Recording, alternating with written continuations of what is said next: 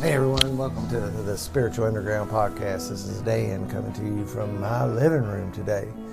Had a little gas shortage out in the shop, and we get this mixture of doing this podcast out on the road, through Zoom, and the wood shop. And I do like to mix it up a little bit,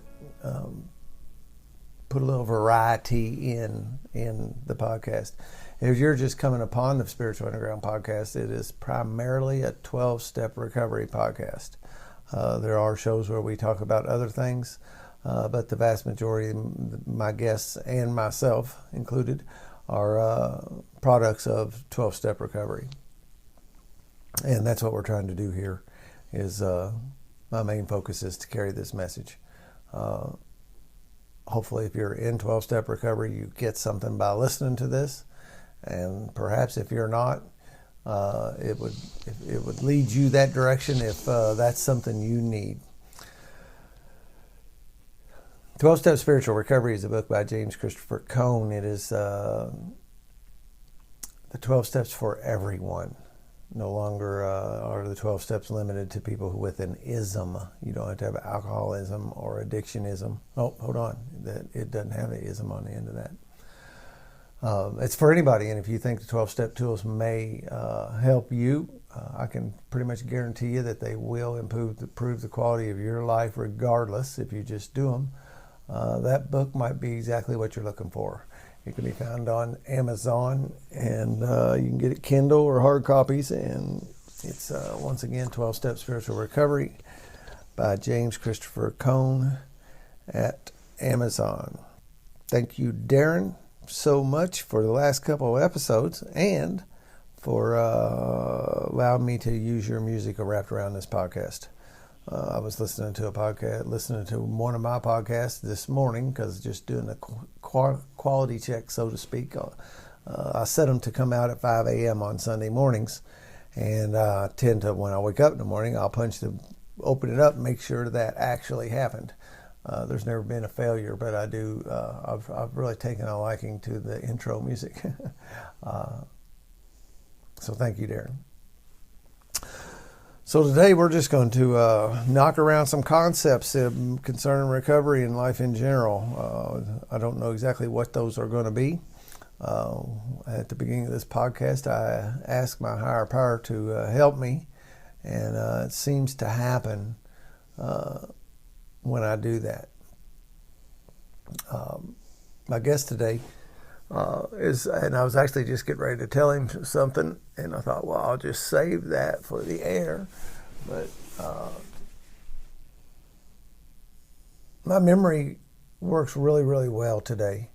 And one of the things that is burned into my mind is the men and the people, well, in one regard it's people, but men specifically in Frank's regard, that were at the place that I consider saved my life. And I can remember those guys very well when early recovery, the people that gave me support and encouraged me, and Frank is one of those. And I could put that little group in a basket almost, and carry them around with me in my hip pocket. For how much they mean to me, and Frank was definitely meant a lot to me. It means a lot to me, but that early recovery is just, I don't know if it's for everybody. If that happens with everybody, I kind of think it does because I talk around. But those guys are burned into a special place in my heart, and so I appreciate you just out there participating in your recovery when I just happen to stumble along. Don't believe in coincidences anymore. I know these people were put in my path as I was put in theirs. So thank you, Frank.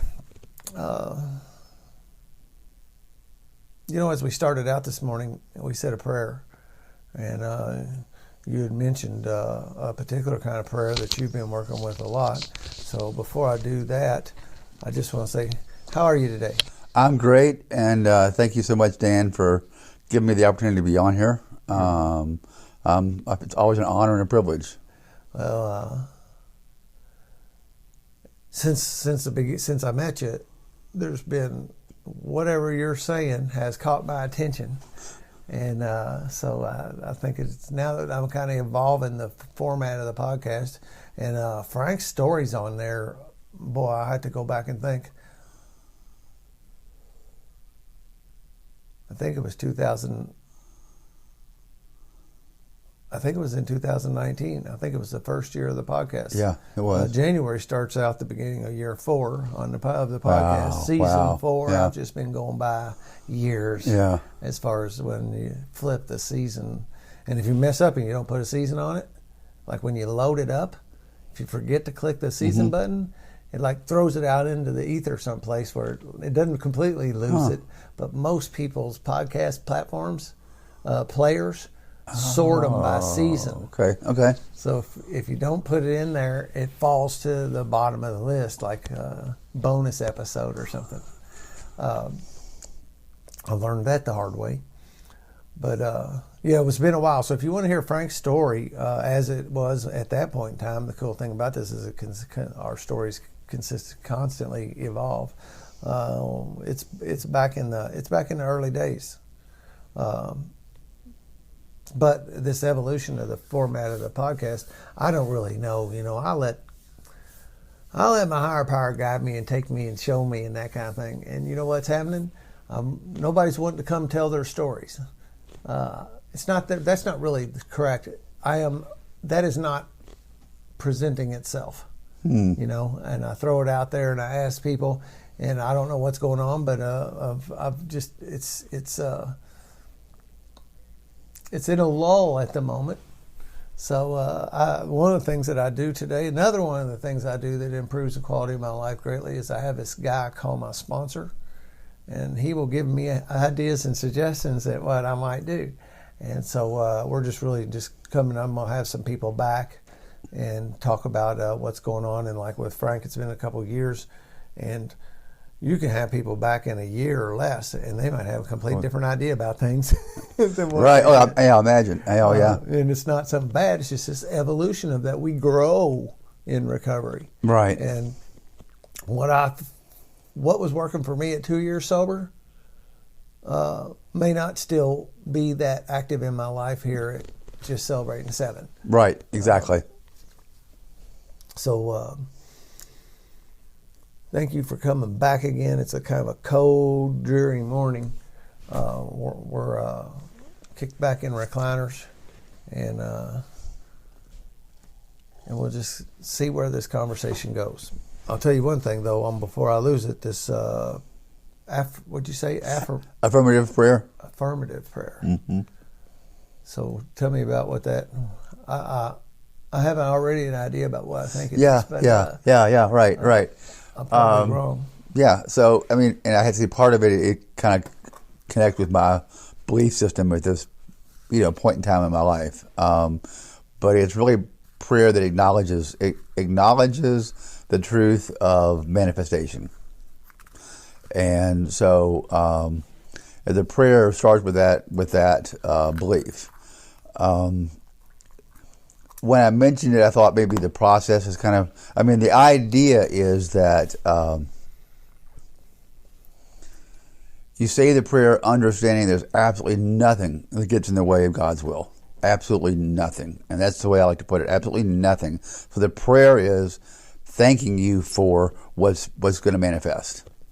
And there is a process, and it starts out really by centering. The way I do it, this is my way. And I'll say a lot of this, it's not just something I made up. Okay, I got this from the Unity movement in my Unity church that I go to. So you start out, of course you acknowledge your higher power like I do. I call my higher power God. It's just my thing. And then you if you're not alone especially, you ask or you just comment that the first thing you do is you center yourself on your heart. You go to your heart, and my belief is that we're all divine beings, and that divine energy rests in our heart. So the beginning is just to acknowledge that, to kind of get a little bit meditative and focus on that, and then acknowledge that this divine love is what connects us to all beings and all things. And then from there, you go into the acknowledgement that everything, the source of all things is yours, so therefore everything that you want to manifest, you can. And then you pray for that thing, but the most important part about it is you pray, like, for example, if I'm looking, let's just say I'm struggling with a job, right? I want to do the right thing. So it's very similar to what you already do, which is I know that I have the right job now. Whatever job is manifesting, it is real and it is here. But I also acknowledge the limitations, and that's what's important is you acknowledge the limitations and then you deny them. Mm-hmm. So and that's really the heart of it right there. I'm kind of jumping around, but that's it. It's clear. Yeah, is that you acknowledge that, let's I don't know, I'm just trying to make up something off the top of my head, but let's just say that you have a hard time writing a resume and there aren't a lot of openings in your field. Okay, so you acknowledge that. I acknowledge that there are not many openings in what I want to do, and that's going to make it really difficult. And I acknowledge that I have never, ever before put together a resume that works. You just, whatever, I'm just making this up. Yeah. And then you say, but I also know that that's not the truth. The truth is I can make any resume and any job out there that I need and want at that time is mine. Yeah. And that's basically the idea. And you move into gratitude from there. Gratitude is a huge part of it too. You're grateful for the job that's been found for you. Yeah. And that's sort of in a nutshell. So for our purpose here today, it would be I'm grateful for just how perfectly our podcast today is going to help the people who need it. Yeah. And I could acknowledge that, I get nervous on the thing, blah, blah, blah, whatever. I could acknowledge it's going to be a problem, right? Yeah. But that's not the truth. So that's the idea of affirmative prayer. Interesting. Yeah. Its mind is thinking that to some extent, I feel like my regular prayer, my day-to-day life, is using that in a different way. Mm-hmm. And as I was saying, like before I do jobs, I ask. And I call my higher power God too, just because it's easy to say. I grew up with it; it's comfortable. Right. When I'm talking to somebody, I'm pretty decent about saying higher power, because I don't, just doing the little dance around our prejudice about words. Just right. Like Bill warns us about not doing. Yeah. But you can't help that when you're new. You just can't. Mm-hmm. Oh. So I'll ask God in a way that I know it's going to happen. Yeah. And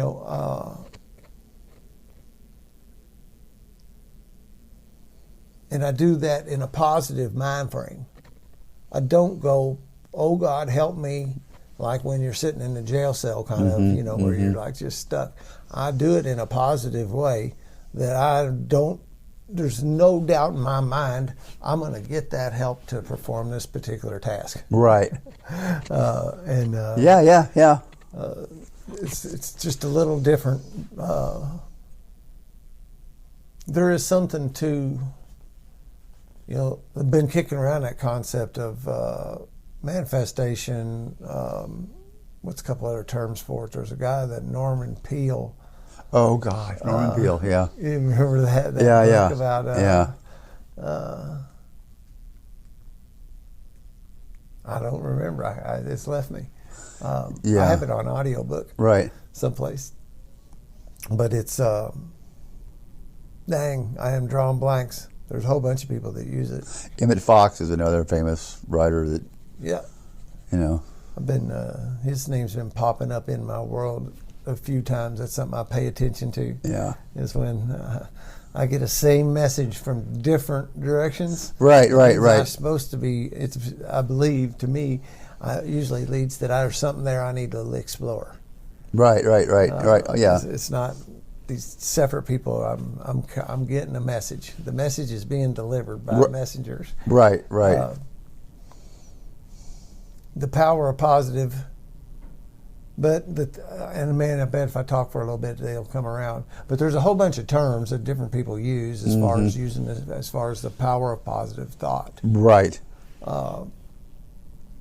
And whatever it is, actually works. It does. It works like dynamite, like, gangbusters, whatever you want to say. Yeah.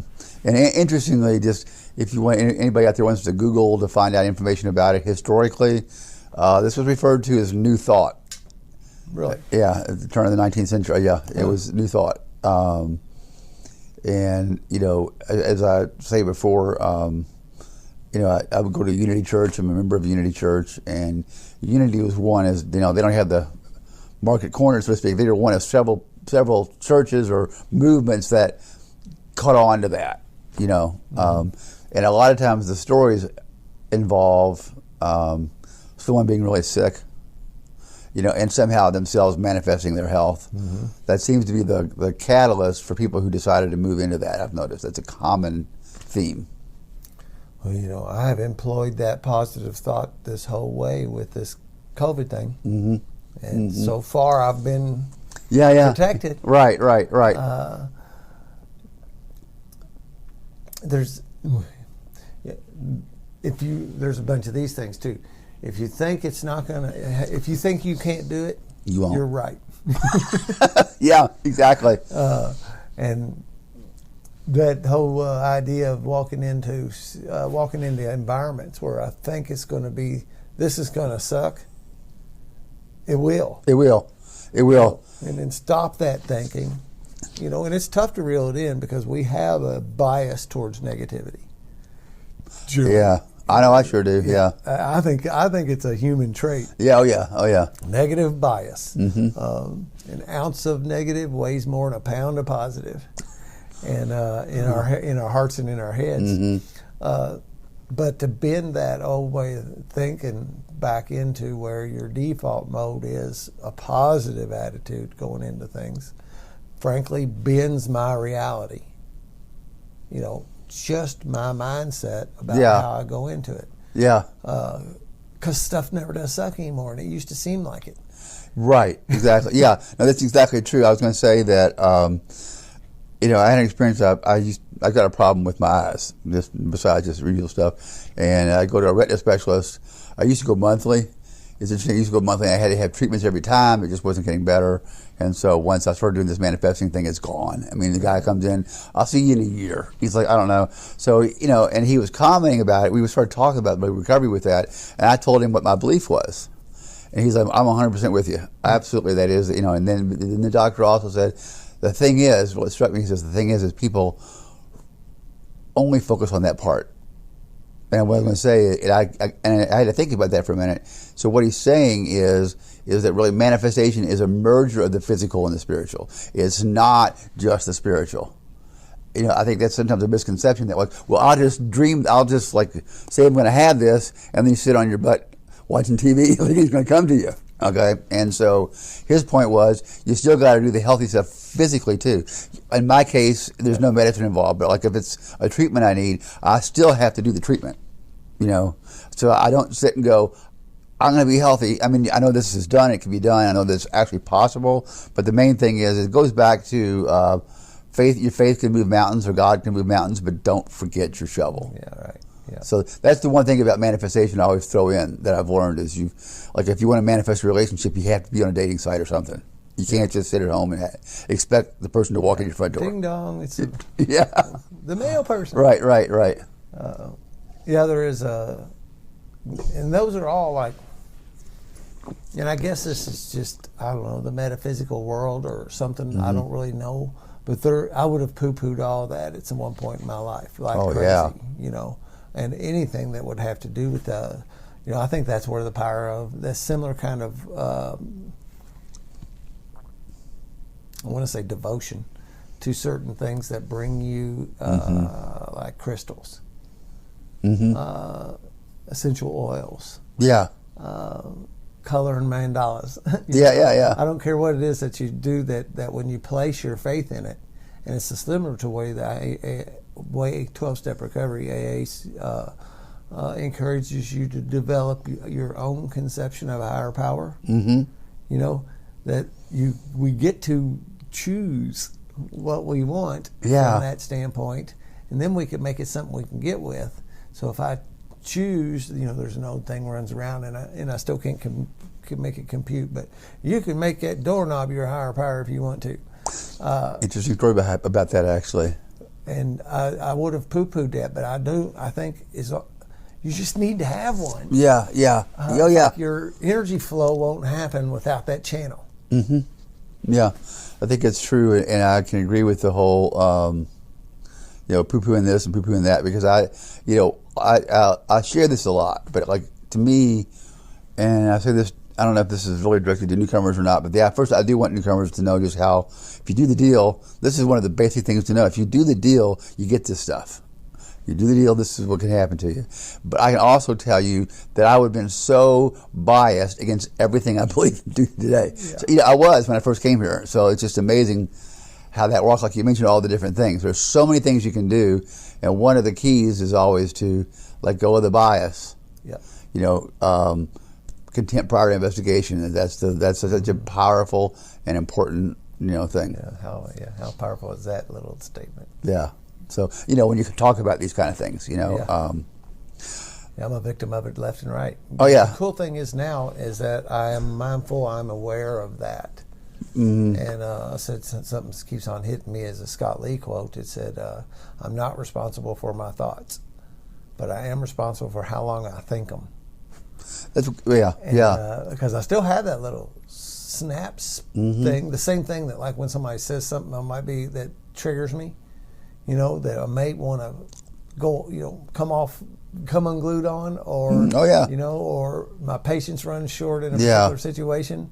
I can whoa at stuff today, and catch it and not end up doing any harmful action. Right. But still, I giggle at myself because back there's a little spark about fuck you. It's the first thing that's going to come out of my mouth, and I don't do that. Well, and I was going to say that one of the things an analogy that I like to give a lot with that too is, your tendency to go down the road of the negative becomes less and less and less. And I always like to look at it like trailblazing. Okay, so you have the negative thought like we all do immediately. That happens to everybody. But then it's like where the brain pathway goes next that's important, like you said. And so a lot of us have trails of negative coping skills, of all these places that we take. Our brain knows this path. It's already blazed. So when this negative thought comes, this feeling comes, we go to damnation and doom, damnation, whatever you want to call it, or to use, or whatever negative response there is, we go to it immediately. So what we have to do in recovery is we have to pave a new trail. Blaze some new trails. A brand new trail, so that all of a sudden we begin to notice that, and I'll use this compared to actually just using substances, is basically, before we felt like we didn't have a choice.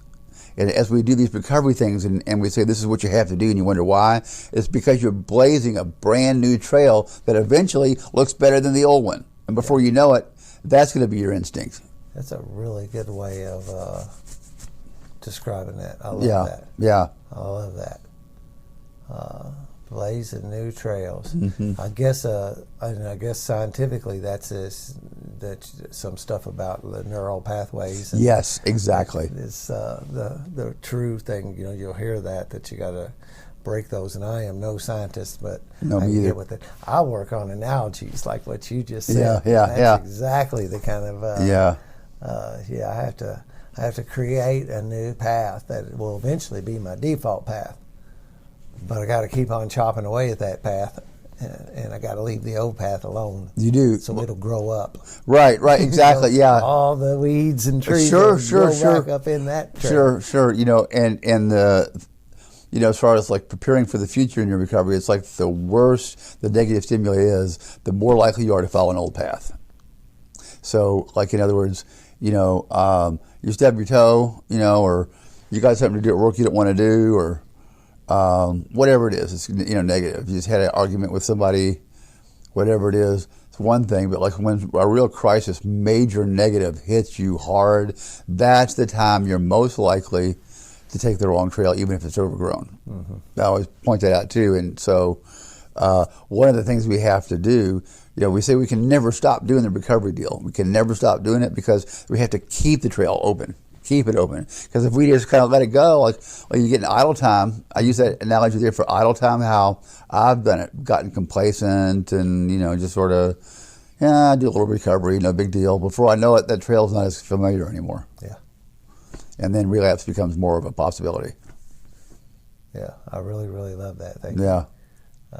That makes like tons of sense to me. Yeah. I'll be using that. Good.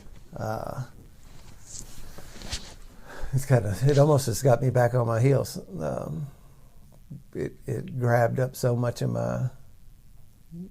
gigabytes of my RAM, latching onto that I have lost my place. Oh. Well, it's no big deal. It's not a problem. I just don't, it's almost like it feels like a drop the mics type of situation for me. Good. Well, that's going to help. I wanted to mention that, jump in. I was kind of in a meditative state as you were coming on to the podcast, and one of the things that came through was an old sponsor. We talked about one that passed away several years ago, and I haven't thought about him much, but for some reason, he popped into my mind. So I'm thinking, what? See, in my understanding, I know intuitively that there's a reason why he popped in my mind at that time. And I actually think there's a couple reasons, actually. One of them was, and this is just me, again, everybody has their own beliefs, but I just say it, I connect with spirits. I connect with people on the other side, and I think that was actually him on the other side. So the question is, why did that happen? Because I'm not usually in communication with him on the other side. We don't seem to be connecting that way. And what I thought of, and this is maybe a whole new topic, whatever, but what I thought of when I thought of him was one of the things I admired about him the most was, compared to me, that I had to learn. And I'm jumping around because I just thought one of the things about this is sponsorship. Like right now, my sponsor, I picked him because he is the calmest, most positive person I've ever met. Mm-hmm. And I want that. I want to be like him. So this guy, what he had was, he had this natural concern for other people constantly.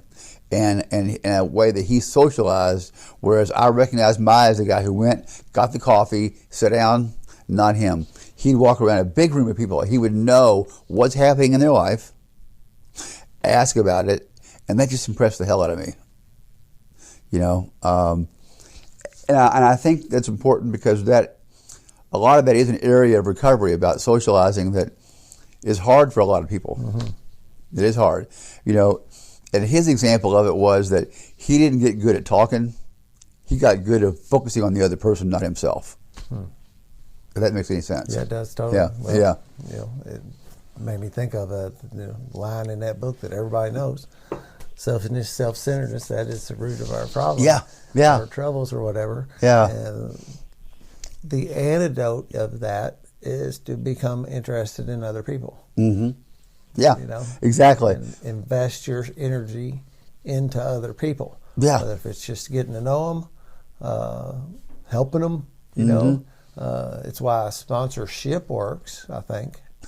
Because I am now investing my energy into helping you get sober, and that's an antidote for selfishness, self-centeredness. Yeah, it is. I just thought I got a sponsor. We have a little running joke, thing where he went through a period of time, he was doing great and he wasn't talking to me, and so I remember I sent him a text one time and says, "Please create a problem and call me soon," because I need you to have a problem. I need you to call me. But the whole point of that is, by helping somebody else, it's like that's probably recovery 101 right there. Yeah, actually, yeah, it really is. Yeah, it's the idea behind the age-old thing of, you're going to sit around here and you're going to clean the ashtrays after the meeting. Right. Yeah. It goes all the way back to that kind of thing, and all it is helping you get out of yourself by investing in somebody else, whether if that's the group because you're doing a service position for the group, or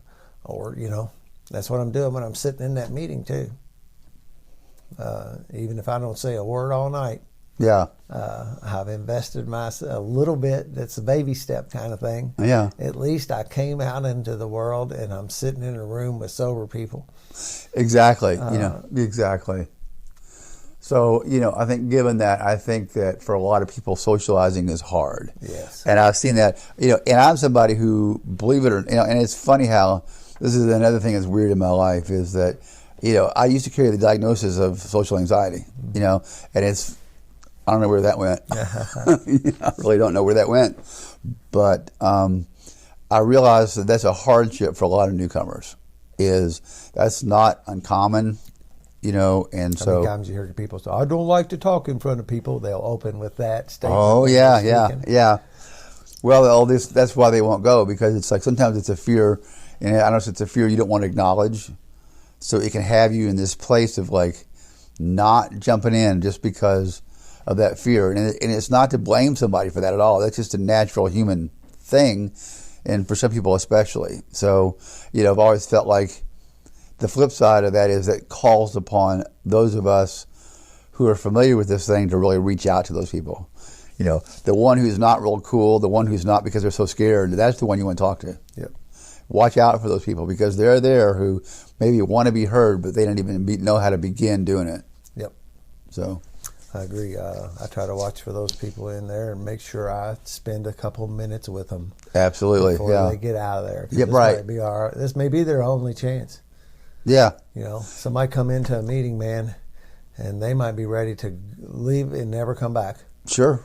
And I want to try to sprinkle a little fertilizer and hope on them. Right. Before they get out of the door. I went to this meeting and nobody talked to me. Exactly. Oh yeah, and you hear that. Yep. And I tried to prevent that from ever happening. Yeah. I think, our self-esteem is so in the toilet, even though we won't want to face that low self-esteem is what ends up being social anxiety. Yeah. And the inability to do that mingling and talking around is that I just have such a low value of myself. I don't think I'm worth anybody talking to. Right. You manifest that in reality, and you don't have anybody to talk to, and so like one of the things too, I'd like to make suggestions to people who are in that spot, and one of them is like, even if you can't talk to people, if you got to stand there by yourself and just stand there and stare at the wall in the room, do it. If you got to sit in a chair and just sit, just do it. Nobody expects you to do a thing. You can just be present there without having to jump into some conversation. And to this day, I still do that sometimes. I don't really connect with somebody in the room, so I just stand there and wait for somebody I see and then go over to them, without, so that's one good suggestion. And I think another one, if you're in that spot, is it has to do with thinking of others rather than yourself, because your low self-esteem is still self-centeredness. Yep. So a suggestion or a tool I give people is become a social detective. In other words, if you want to get out of yourself, stop worrying about what you're thinking and everything, and start focus on, I wonder what they're like. I wonder what they're interested in. Start asking questions of yourself, and then before you know it, your conversation becomes more open because you're inquiring about them because you want to know. So social detective is another skill I think can be developed to help with that. Yeah, I just had a picture of a dude standing there with a machete at the head of the trail, and by changing that thought pattern into something that's not my old thinking. Right. This is new thinking for me. Yeah. I'm beginning to standing at the head of that trail with my machete, getting ready to start chopping away at it. Right. Maybe in the beginning it's just grass and weeds. Oh yeah, no real hard stuff, no trees, and no nothing. Yeah. Grassy kind of thing, something I can knock out of the way pretty easy. Exactly, and I think that kind of that's what I think why I connected with Keith, with my old sponsor, was because of that. You can say his name. Yeah, I can. Yeah, you can say his first and last name. Yeah, that's true. I can, because he is. Because he has gone on to the next great adventure. He was a super cool dude too, and he made an impact on me. I remember seeing him in Southern Indiana recovery from the time that all the way back to 2011. Yeah, when I first started visiting the rooms. Right. Oh yeah. Yeah. Oh yeah. I was listening to your podcast the other day, actually yesterday, and you quoted him early on, and something to the effect of, man, I want to get it right, but I'll tell you and you'll know what it is. It's something about there is no something in God's economy. Oh yeah, there is no waste in God's economy. That was a line of I his. couldn't pull that one Yeah, word. There's no waste in God's economy. Right. Yeah, that was one of my favorites. Just the thing he instilled. Some of the things he instilled in me is just, and it's interesting because sometimes I won't remember him until I'm talking to a sponsee, and then it just comes right out right away. The things he said to me. So. Yeah, that's the way this works. Yeah. Has such a calming presence. Mm-hmm. All the time, like he had a very effective suit of God's armor on all the time. There's nothing going to touch him. No, exactly. Well, yeah, He's just compassionate, listen to you, and go ahead. Yeah, no, I was going to say, I'm sorry, but and I just thinking about like the illness that he had, that he died from, and that just he was human, and so it was really hard, on the one side. But on the other side of it, there was just a part of him that did that with some grace. Yeah. And I can remember visiting him where he'd write on a board and we'd talk, and he'd write his comment on the board back and forth because he couldn't talk in his last period of time, but how that wasn't a hindrance. Yeah. And you could certainly, gets into that refusing to be a victim kind of thing, where I'm not going to let this affect my mood anymore. Right. I had to, or it's not going. Yeah. My operating system is still going to work in this positive way. Yeah. No matter what happens to me. Right. And that is this. It's intuitively handle things which used to baffle me. Being able to do this stuff that sometimes it's like surreal, right? I mean, like you do something and it's like you're almost out of body. Right, yeah, that's a good way to put it, out of body. Watching me do something that there's no way I'm doing that, acting that way. It's like, sometimes, hey, wow, that is cool. Mm-hmm. I wouldn't expected me to do that. Right. There is such a intangible energy that bends when we start using these principles, these 12-step principles, and start doing this. We're cleaning up our house, making our amends, making the world back balanced, our karmic scales, getting those rebalanced. Right. And, with that becomes your self-esteem grows, because just doing the steps will blast your self-esteem, just because you finally did something good for yourself. That's true, yeah. I did it! When I walk a guy through the steps, man, we celebrate milestones. Mm-hmm. I mean, I really make a thing of... the other day, me and a guy got to page 103 in the big book, and that's the end of the 12 steps. Right. Yeah, and get up and congratulate them and hug them and make a big deal about that. And I don't do it. It's sincere. Right. Oh yeah. It's not just playing a celebration. And if that's anything, that's one thing you see when you sponsor people is watch their self-esteem grow. Yeah. One of the things that happens to the guys in the rooms is that they can look you in the eyes. And you see that's something. There's a line in the big book. It says that something effective. We could see it in their eyes, the men in the eyes of these men, or something like that, and you see it. And part of that is because they have some self-esteem and they can look at you. Right. When you first come in, a friend of mine used a line. He said, "Yeah, we come in kicking our shoestrings." And you're looking down at your shoes. I just said that about Drew Bradley. I stole this line from somebody else. Yeah. The first time I met you, I thought you must have really liked my shoes. And he's like, why? And I said, you couldn't look at me in the eye, and you were staring down the whole time while we talked. Right. Oh, yeah. And then guys blossom. Mm-hmm. as a result of this work. And the next thing you know, they're standing there with better posture. You know, their shoulders are back, their chest is out. Oh, yeah, their eyes are on you when you're talking to them. Mm-hmm. You know, it's no more of that disengaged or talking to you and dodging you, you know, Rain Man kind of talking to you, you know, looking everywhere but at you. Right.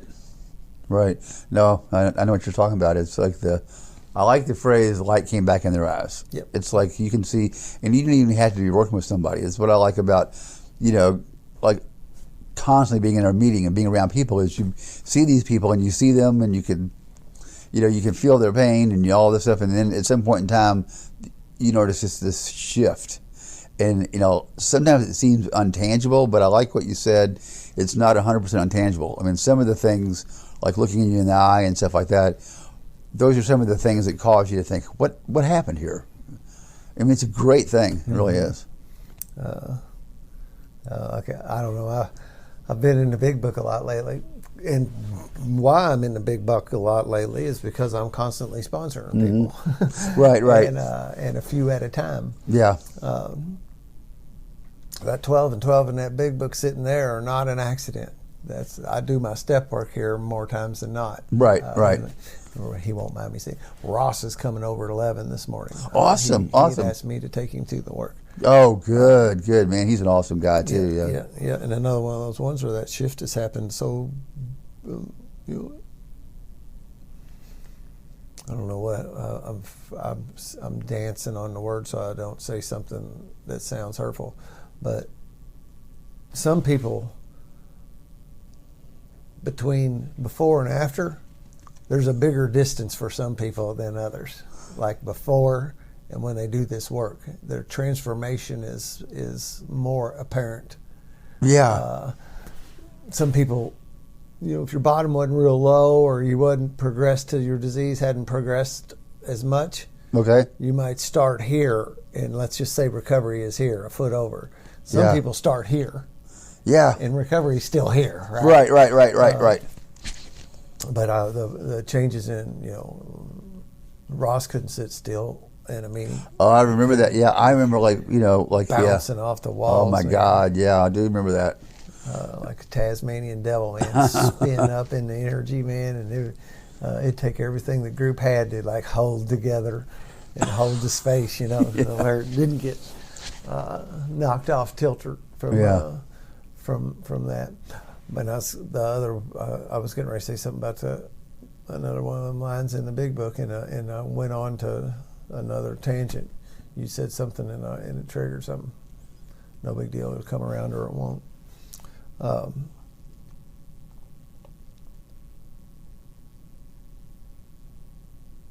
You know, I think to some extent, prayer in itself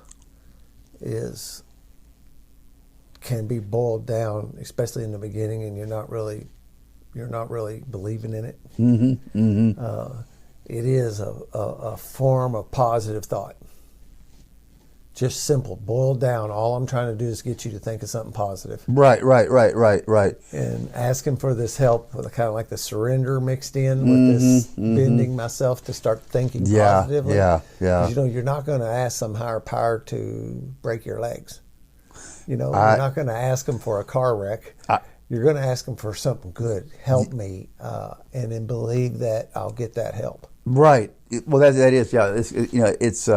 Yeah. I was going to say, I don't recall praying for a car wreck that I can think of ever. Yeah. So I remember praying one time to get in trouble. Really? I prayed for a stoppage. My disease was going. I couldn't stop it. Yeah. And I remember praying, help me stop this. And I didn't ask for anything in particular. And that's another one of the things that's kind of cool about prayer. I like the focus, pray for something. And I don't subscribe. You know, some people take that one line out of the big book. It says, I can't pray for myself. Yeah. It says you can't pray for your own selfish needs. It doesn't say you can't pray for yourself. It just says you can't do that selfishly. Yeah. And that's a great point. Yeah. So I can pray for me. And I did. I prayed for a stoppage. And I find sometimes my best prayers, and some of the most magic that's happened in my life is when I prayed, help me, and put no parameters out there on what I wanted. That's one of the best prayers ever. Yeah, and that's how I ended up, that story I have in my or that period, that part of my story where I thought I was going to have to stay and do home incarceration at my mom's house, and she was back on the pills. Right. And it scared me to death because I knew straight up there was such a terror that ripped through me when I went over there to start cleaning up my bedroom where I was going to live, and I was going to start moving clothes over there. And I walked in, and Mom had a prescription bottle sitting next to her, and she was nodding off. Oh, boy. And I knew I couldn't stay sober in that house if those pills were there. Yeah. I didn't have the power of choice to not do that. Right. And I came outside and called my sponsor, as there were ones where I was like, I have these periods in my life where I go, I don't know what to do. I don't, there's this mind racing of I don't know what to do. I don't know what to do. I don't know what to do. I don't know what to do. And one of the miracles in my life that a bell went off, and it was, yes, you do. Call your sponsor. It was that simple. Right. I didn't know if I was going to get any kind, but I had some action to do. You were talking earlier about, there's an old thing that says if you sit in a closet and pray for food or something, maybe God will squirt a hot dog through the keyhole, but probably not the thing about grab the shovel. Yeah. It's that action that backs up behind this stuff that gives this stuff the power. Exactly. And so I had something to do, call my sponsor. And I called him, and he told me, we talked, but in that talk was, well, I would suggest you pray. And I remember thinking, you got to give me something better than that. Yeah. Is that all you got? Yeah. And but I kept on putting my faith in him, and what he told me to pray for was just pray for God to support my recovery. Yeah. It's that simply. Right. Whatever that is. And, and then 3 or 4 days later, I go down and get the sentencing, and the paperwork had the wrong address for where I was to serve the home incarceration. It had this address on it. And that's what they wouldn't let me do. That they were adamant about me not being on home incarceration because I've been breaking into houses across the street. Right. And they said, you can't stay there. And we were looking at maybe doing it in a men's home, a recovery place like Trinity House or something like that. And I did a Hail Mary that maybe I could go stay and do it at my parents' house, and they said yes. Right. They weren't going to let me do home incarceration here. And then that didn't work out, that the pill thing, and then my prayers, and then the paperwork had the wrong address on it. Yeah. And, that's one of the most powerful, and I didn't, here's another thing. I didn't see that. I went down there and thought they'd made a mistake, and I was going to have to tell them, that you made a mistake. I'm supposed to do home incarceration over here. And I had some people tell me that this is a program of honesty, and that I should. Yeah. And my sponsor told me that would have been undoing God's work. Yes. Huh. And so that deal where you leave it wide open and you just ask for help. And again, I went down, I tangented off of that. I find myself, I'll go way out around the block in my storytelling, and then I can't remember where I was what took me that direction. Hey, welcome to my world. But that power of prayer, as far as positive thought, just believing that something will help you. And I was talking about praying for your own selfish ends and not praying for yourself.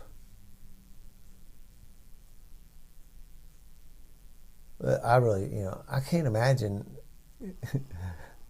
any philosophy would tell me to not pray for myself. Yeah. Well, and I know where I was at. I was talking about when I prayed for the stoppage. Yeah. And some few nights later, I got pulled over coming home from work. I worked late and then went to a bar afterwards and got sloshed. Right. And was coming home, and I got pulled over, and I got my third DUI at 38 years old. Yeah. And from a time frame thing, I was 38. I got sober when I was 45. Wow. So there's Yeah. And I remember and you see so much of this stuff so clearly in the rearview mirror, right? You don't see it while it's happening for some reason. Now and again you'll see something while it's happening, but most of the time I look back, and we say the kind of like the footprints in the sand kind of story. Mm-hmm. Yeah. God has left Yeah, us, yeah, and actually, yeah. those are his footprints in the sand carrying you. I look back and I remember telling the cop, I remember thanking him, and all drunk, and said, "Man, I've been praying for a stoppage, and here it is." And thanking him for pulling me over, and because I really got to get a handle on this drinking thing. Yeah, I have to. right. And just a few days later, going, that wasn't the sign. Right. That was something else. Sure. Look. Yep. Back to it. That story, as I say, this has gone off a different subject too, but like the things I remember from other people's story and things like your story, and all that part of it, like I think I could tell the story for you. I mean, I wouldn't, but I think I could. Yeah, I've said it a lot. Yeah, and it's like I was just thinking, how many people have I told that story for? I have a friend who, and then their story goes on because I'm helping somebody else. So that's what I think is really cool. Is I was just thinking, I wonder how many people I've done that with. A lot of people I have told your story. Well, thank you. For them, So that's what's really cool about this thing, is it being together. And that is not just for me. No. It wasn't just for Dan. No, it wasn't. It was supposed to be a rock in the pond and the ripple that come off. Exactly. You said too. You talked about. It's funny. We were thinking the exact same thing for a minute, because you were talking about not to pray for yourself. I was just thinking about that. That was when I began to we talk about this manifestation thing, and when I began to go explore that in my life and try to utilize that was one of my first obstacles, was, wait a minute, I can't pray for myself, because it seemed like it was in conflict with the 11th step prayer, basically the idea, show me what I can do, et cetera, except, I didn't, the wisdom behind that, there's another thing about manifestation is, first of all, it'll work at any level. It'll work at a desperate level, like you don't even know anything about it, but just like, please God, help me. It'll work at that level. But the thing is that as you do it, it gets more and more effective the more you grow spiritually. And the more that your intentions, motivations are not purely selfish. So you can pray for yourself, but the more connected you become to a higher power, the more effective it is to manifest. There was a spiritual teacher of mine that when I was going through this whole oneness thing, I did different ones and stuff, and Oneness Blessing, and there's a portion you go through where you say this long mantra, whatever, and he was talking about how he was at a point where he thought, you know what, I wonder if I could just manifest $1 million. I mean, I think I could. And people said, well, you probably could. But he said, when I got to the point where I was spiritually ready to manifest it, I didn't want it anymore. And that's why people don't manifest. That's what he's saying. Why do people not just manifest money? It's because when you get to that point where you can actually do it, your motives have changed. Yeah. Does that make any sense at all? Yeah, it makes a ton of sense, man. Yeah. Bell ringer, no doubt. I remember hearing in some speaker tape one guy, and I think that's where I picked it up. It made me think about that, because I carry everybody else's stories with me too. Mm-hmm. When the stuff I hear on speaker tapes, other guys' things, and sure. and I'm pretty plain that anything I'm saying about recovery, I didn't make any of it up. I've lifted it from somebody who taught me. Right. Don't start, because now again, there's getting to be this thing that's happening around me, and it's happened for a little bit, but I'll hear it, is that these people be sharing in a meeting, and they'll say, like Dan says, and I'm like, I reject that. It's heartwarming. I appreciate it. And I did. But, I want to go, I stole that from somebody else. That's not mine. And one of those speaker tapes that said something, if you're praying it was a selfish ends prayer thing. It might have been Joe and Charlie. Yeah. If you're praying for a car, you better be taking some people to a meeting in it when you get it. As far as like not being selfish. Yeah. If you're going to pray for a car, you better be taking some guys' butts to a meeting in it. Right.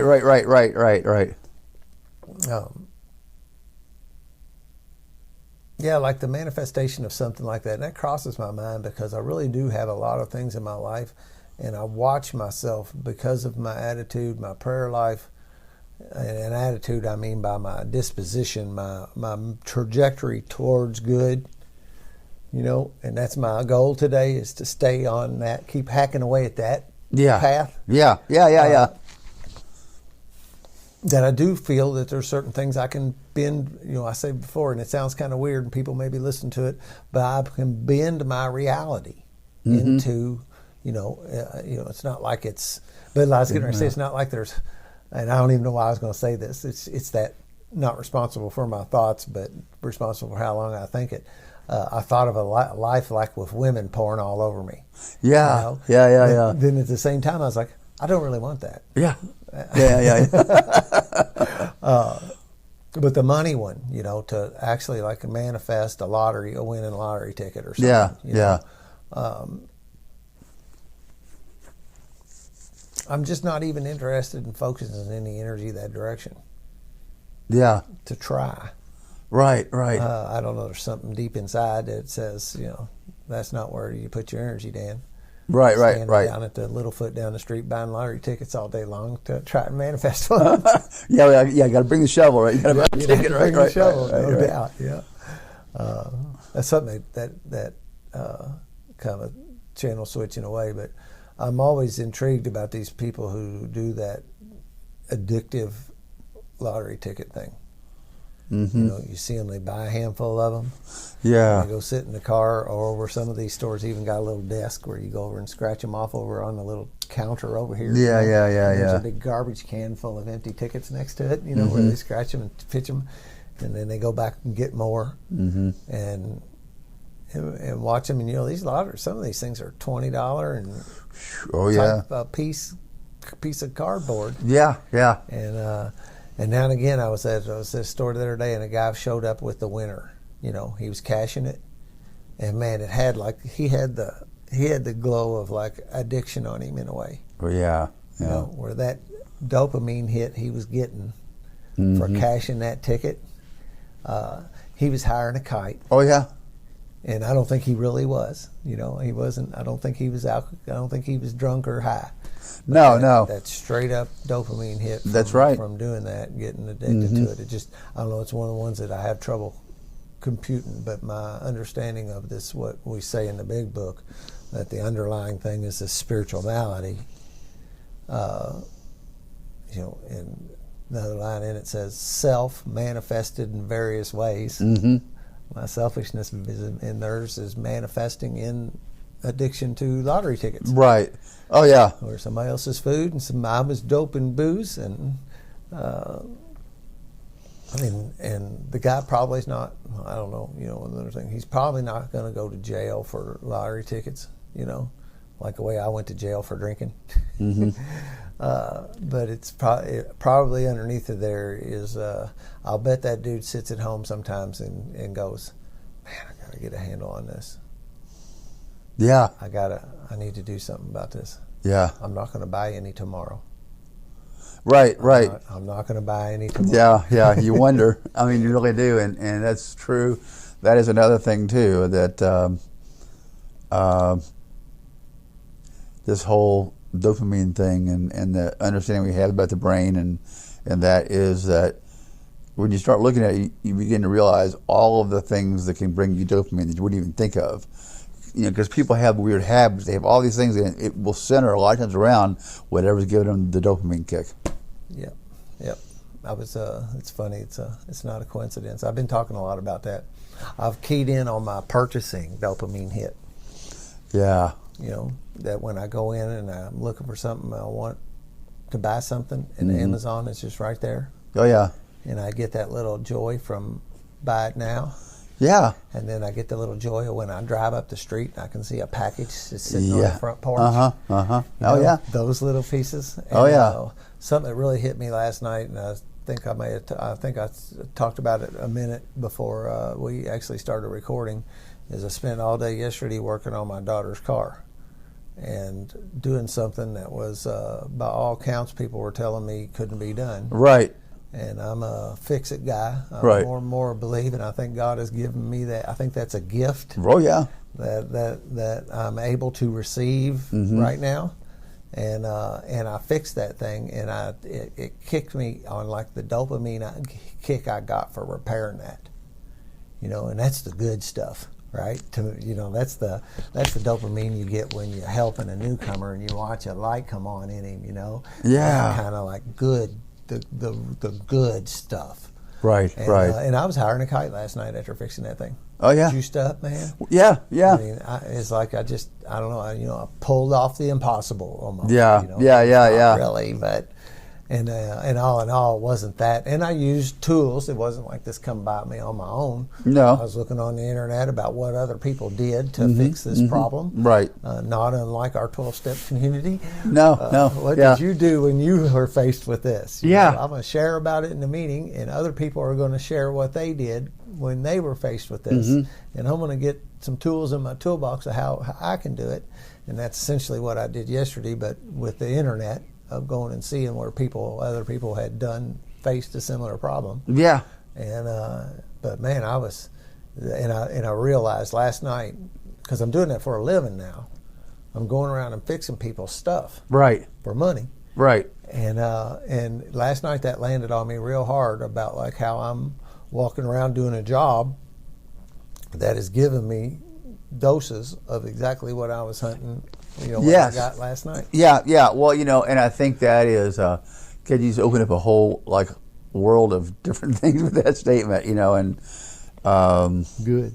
I think, right off the bat, I think it kind of, one of the very first things I learned about Christopher was this whole juice thing, which is the same idea. You're getting your juice, you're getting your dopamine in a really positive way by helping somebody else. Yeah. I get my dopamine by doing just enough time on elliptical. It's like, what a boring activity, but when it kicks in, I'm like, let's go, let's rock, let's go. Like that's the runner's high, right? Yeah, exactly. It is. I was like, let's rock this thing. And then music, I hear I'm a rocker, and I hear really good rock music especially. I get a huge pump out of that. Today also, I never thought I would actually I've always had trouble with picking careers and doing that. So for me, my job is another example of manifesting something completely different than what I would have expected, and of course the main part of it is I got into it because I help people in recovery, kind of from a different perspective, but I end up telling them the same stuff. And it's still it's funny, actually, this is off the subject too, but it's funny today, from the mental health perspective, recovery is different than it was from what I understood it to be, in that people slowly recover in their own way, and I agree with that, but I find myself being like a big salesperson. I'm always selling. I was selling 12 steps. I get it. I understand what they're saying, but I'm a salesperson. And they're supposed to get, my clients all have to get 2 a weekend, so I am pushing that, which is nothing, right? But I am pushing that better have you 2, better have you 2. 2 meetings a week. Yeah. I mean, so it's ridiculous. I know it's ridiculous. No. But the point of it is Baby to them steps. that's something, and so Baby steps. Yeah, and this is not even what I was going to say, but it did make me think of this, of how what I end up doing is still the same thing. I still know where I want those people to go. I still want them to be in the 12-step world. Whatever it takes, that's what I want to help them do, And but a lot of things about that job, and it is also, I get another rush, One of the things that happened too was a year into it, I was working on a grant basically, where we were working with people who were recently discharged from jail or prison, all these requirements, and then they could have a recovery coach paid for through this grant. So that's what I was doing, and when the grant ran out, I got a job in another Centerstone office, basically, just doing recovery coaching. didn't know that office was real small. So they have you doing mental illness, all these other things. And my first thought was, what? Yeah. I don't know how to do this. I don't know how to do this. I have no clue what I'm going to do here. And but I'm finding it's not necessarily something I can relate to. I can relate to when you talk about being depressed, maybe not clinically, but I can understand it. I've felt it. These clients who have a lot of anxiety, I know, I get it, I understand it. And I'm finding that I'm helping them too. And this is where I'm getting a huge dopamine out of that. When I see them getting better and stuff, it's just like, wow. Or you'll have a really profound meeting with them, and but the way I approach that works best is what we've been talking about all morning, which is I come in with, I have a goal, I have all that stuff, but I come in with listen, pray, listen, be prayerful, and just watch, wait, and listen. And the thought will come at the right time, I remember one instance where this song that I have forgotten, I didn't remember at all. But some song from the past popped in my head right at the right time for the right phrase. This is how cool that works. It really is. It is. And I never thought I'd have a job that had that kind of meaning. Yeah. I never thought I would, Yeah. Having something to do, having a vocation that actually fills your soul is another one of those like life goal kind of, maybe you're you're looking for it. Right. Right. You think you're looking for a paycheck. Yeah. But when you land in that word, there's this thing that, I've heard, again, take it from a speaker tape thing. It says, more times than not today, I feel like I'm right where I'm supposed to be doing what I'm supposed to be doing. Right. So my true north. Yeah. I am actually pegging on that more times than not today. And, I can totally understand. I mean, I've said it a couple times lately, more than a couple times lately.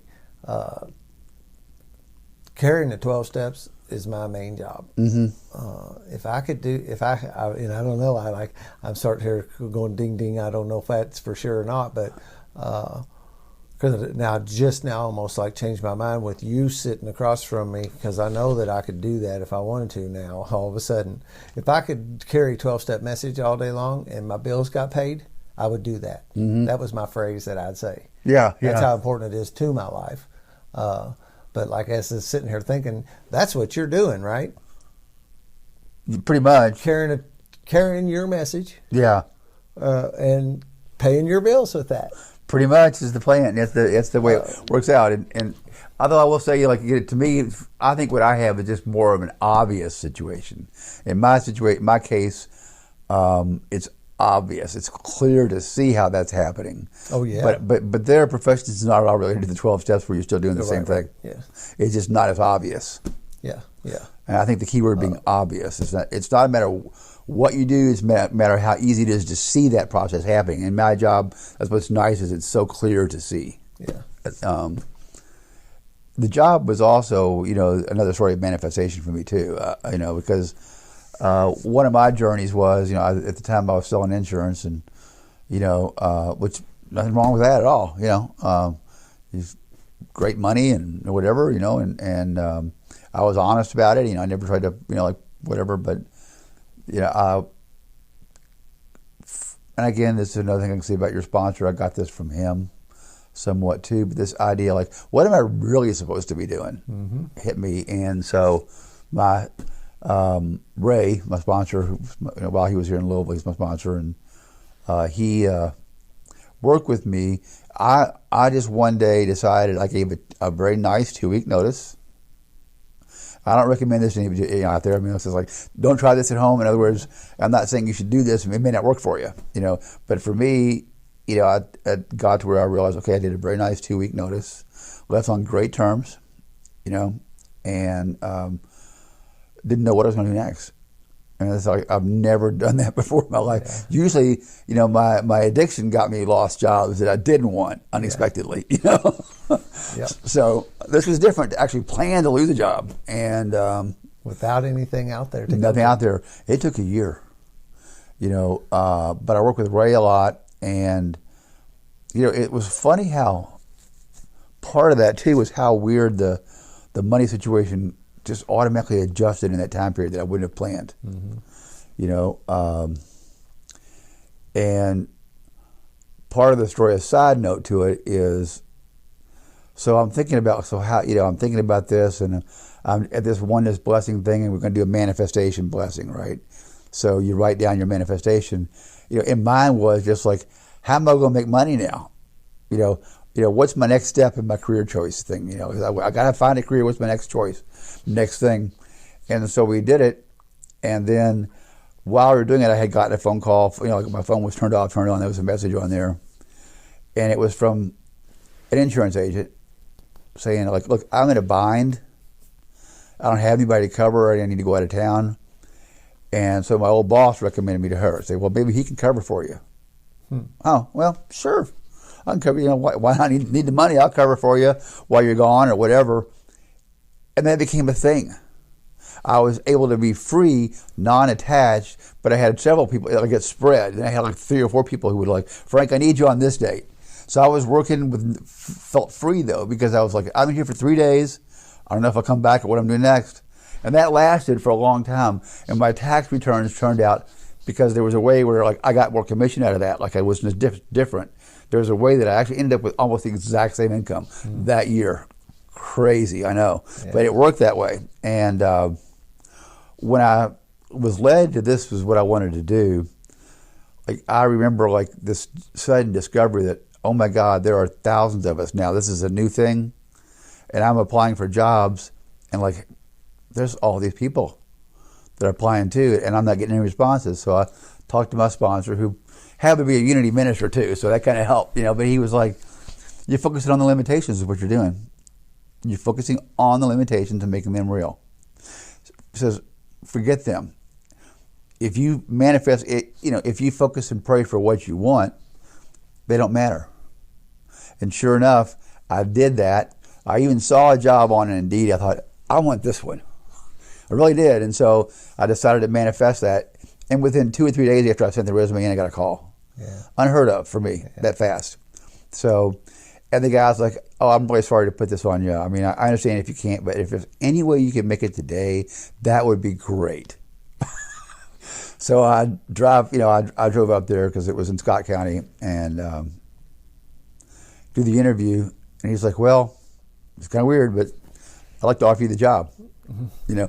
Within 2 days it happened. And so what Ray said, my sponsor said, was that guy really had no choice. He didn't have a choice but to hire you, because that was worked out through what you did ahead of time. Yeah. So that's just kind of a cool story. I like. That is a really cool story, man. I love those stories, man. I could collect books on how that happens. Yeah. And it was one thing when, well, that's almost going to retract that. There's an element of doing that on purpose, and there's an element of that having happened by surprise. Yeah. And it kind of has to be both, it tends to have both. You know what I mean? Yeah. So like that gets to be where that thing about not being able to do the lottery ticket, the energy's not right for that. Like, and it's not like it wouldn't. I'm gonna say I don't know why this is, but I'm gonna say what my head says.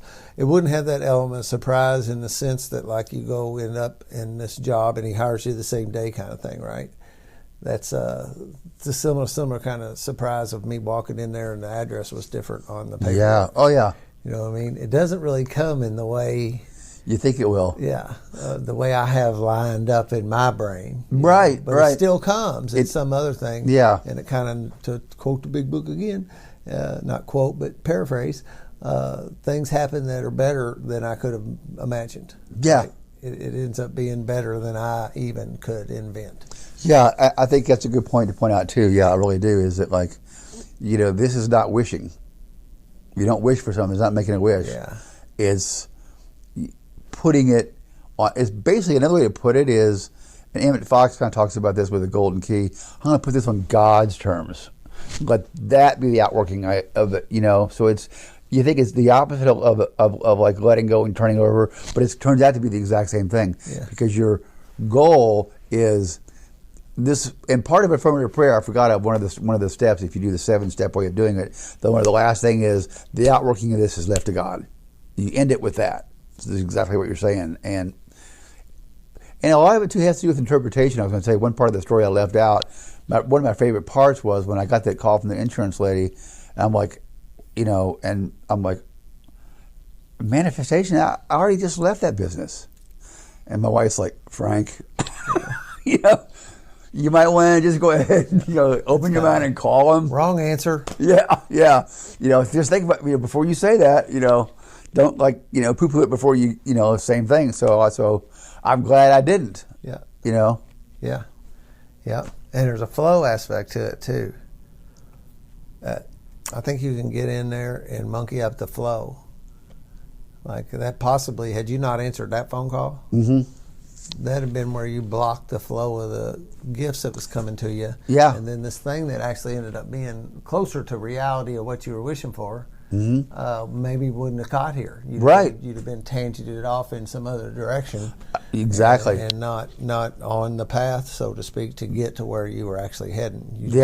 Because it's the other thing about that forest we're hacking our way through. Right. We don't have a map. No map. It's best if you can let go of the map. Yeah. There's another story about keep pedaling was a thing, and it's chop wood and carry water kind of thing.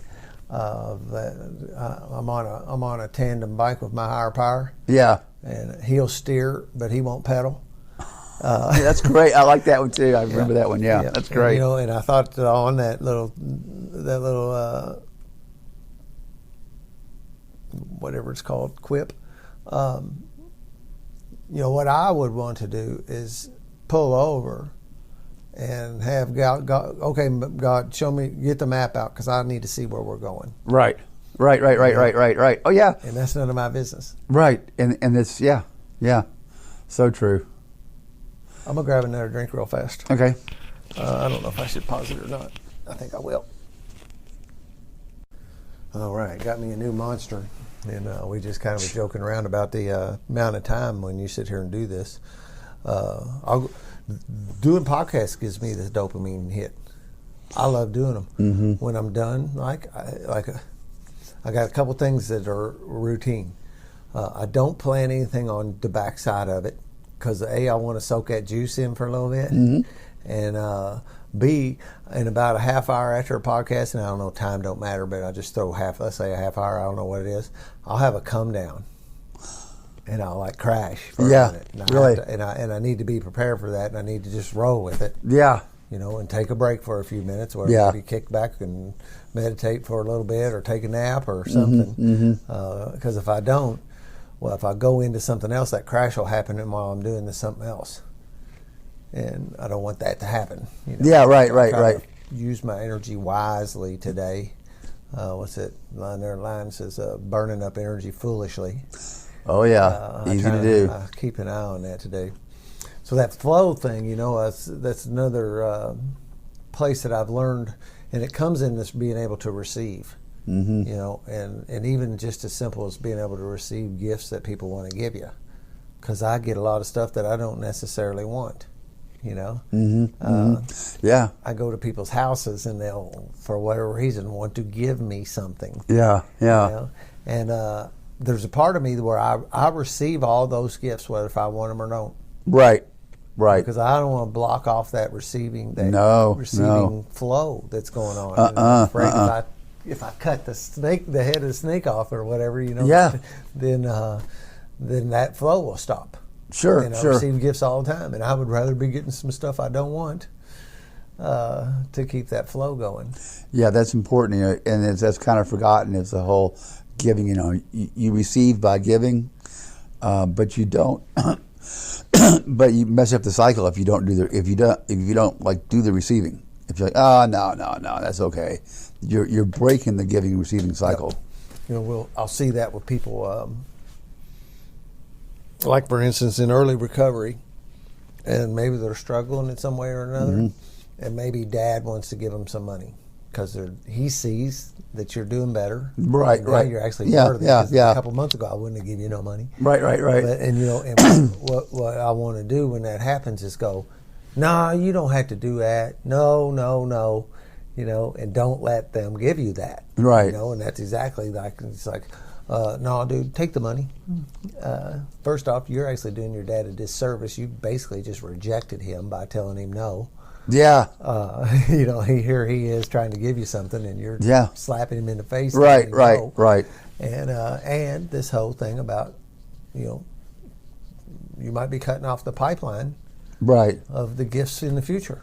Right. Maybe $20 ain't nothing. Maybe that's all he's doing. Maybe $20 isn't, but don't cut the flow off. Right. Don't Right. that. Right. Yeah, I think that's a great. I watch new guys. That's a common theme that I counsel on. Mm-hmm. And maybe it ain't dad give 'em money. Maybe it comes in Whatever. all kinds of different flavors. Sure. But they will cut off the receiving thing, and it's a lesson you can. It's the value of a sponsor. Yeah. Because that's what my sponsor taught me too. Right. I remember doing the exact same kind of thing. Mm-hmm. Christopher, I don't really want to. So and so wants to give me this, and I don't really want it. Well, it's like, they got the wrong address. Yeah. Great example. Yep. And I did want to. I wanted to cut that off. I wanted to go down there, and I didn't really. There was such a conundrum in my heart at that time. Yeah. Of that, before Christopher enlightened me on the right spiritual significance of it, about knowing that I didn't want. That's what I wanted. If I could have something, I wanted to do my home incarceration here. Mm-hmm. But I felt like I needed to correct them. Right. That's another one of these need to be right all the time, or need to know. Yeah. It's another one of the things we have to let go of, and the book says that too in a whole bunch of places, that we got to be able to let go of our old ideas. And, some of us tried to hold on to our old ideas, and the result was nil. Yeah, that's so important. And it's such a true, that's that wet ink that's in that book about how, I was talking about somebody yesterday about it being, I believe it was divinely inspired. Yes. Because I don't think it can be living, much like the Bible. I'm not really a big Bible person. Yeah. But there's great lessons in there. There really are, They've lived a long, long time. Yeah. And they wouldn't be still around if they weren't working at some level. Right. Oh, yeah. Stuff that doesn't work dies. Right. And I can actually see the significance in the Bible now. Some of the stories where I used to poo-poo stuff in there, now I understand the parable of the story, and what it's trying to teach me. Yeah. And, That's the big book has the same thing, and Scott Lee pointed out when he does a talk, he points out all these different areas in the big book that say various versions of having to let go of what you think you know. Yeah. That's always important, and what you know for certain ain't true. Right. Well, it's also contempt prior to investigation. A lot of what it's that same thing. That's one of my favorite lines ever. It really is, and it's been a driving force in my. Just a few words. It's a deep concept. It's been like, for me, it's been a pillar in my recovery. That phrase has been. Yeah, that's honestly. I'm trying to think when Scott Lee does that. He's one of my favorite speakers, and I gained a lot from him. Sometimes I'll say I'm 50% Chris Cohn and 50% Scott Lee. Yeah. I wonder because I'm like, if he doesn't have that underlined in there as far as one of those, that's probably the king, that's the heading of the chapter of what you think you know is true. Yeah. And that it plays right hand in hand with this positive prayer stuff. It's this, the faith in prayer that it'll work for you, is like the opposite of contempt prior to investigation. See what I'm saying? It's because contempt prior to investigation is poo-pooing it out of the gates, right? Pretty much, yeah. First little peek of it, Not gonna work. Yeah, that's the thing. I want to write a book. It's the 12 Myths of AA. Yeah.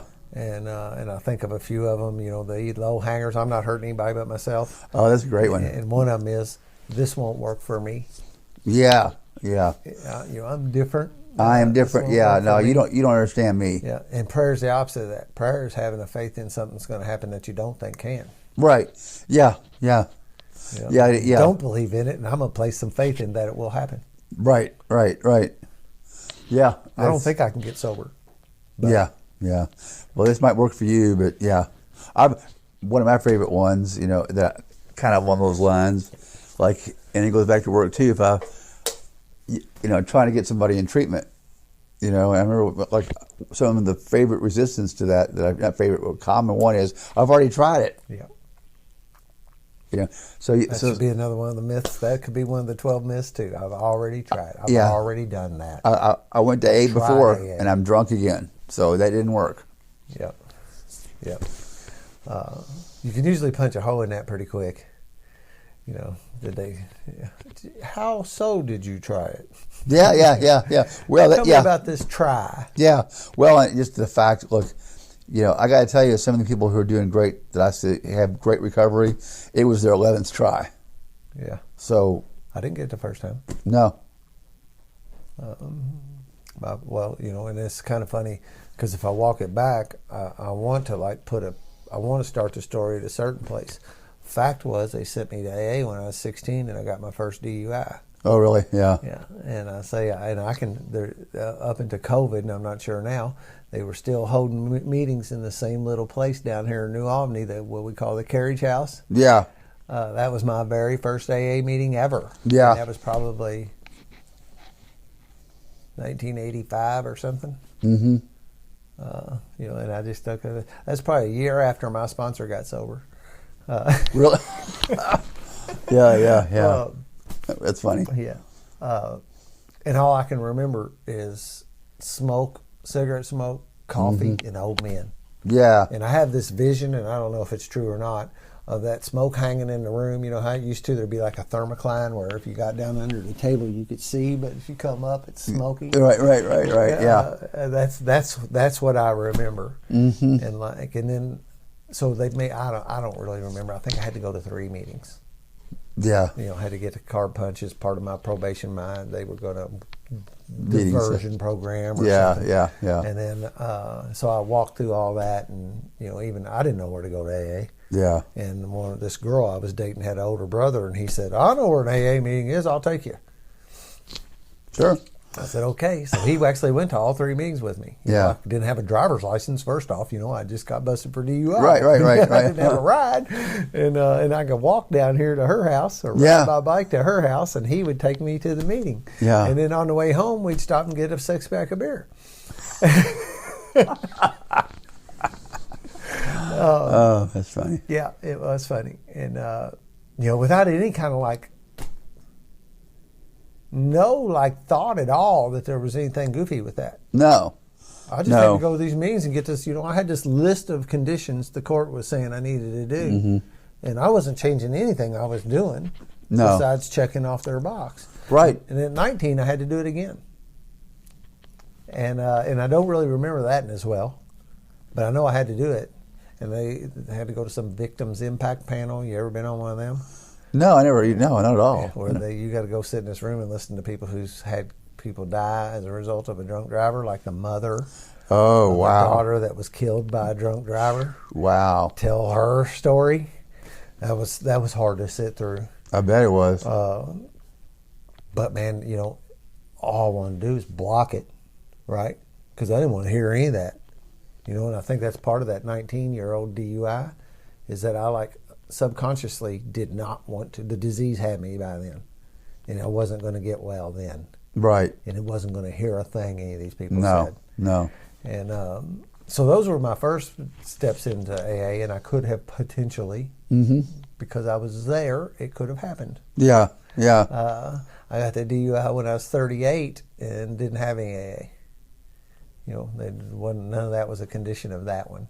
Well, okay. And then, just off a bad weekend when I was 40, which is whatever 12 years ago now, or 11 years ago. In 2011, I actually walked into a room of AA on my own volition with what I always say is that I had a third tradition in my pocket.